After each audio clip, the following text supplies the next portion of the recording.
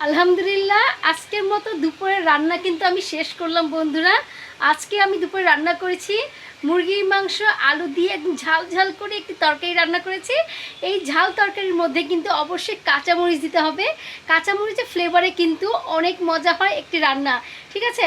তো একটু দেখুন বন্ধুরা, আমার রান্নাটা একটু দেখুন।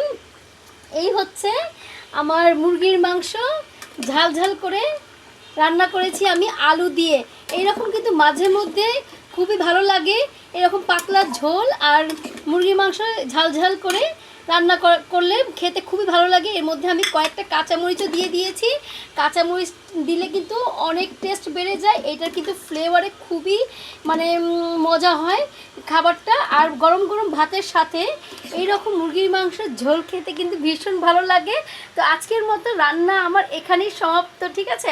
তো আপনারা আজকে কী কী রান্না করেছেন অবশ্যই কমেন্টস করে জানাবেন প্লিজ।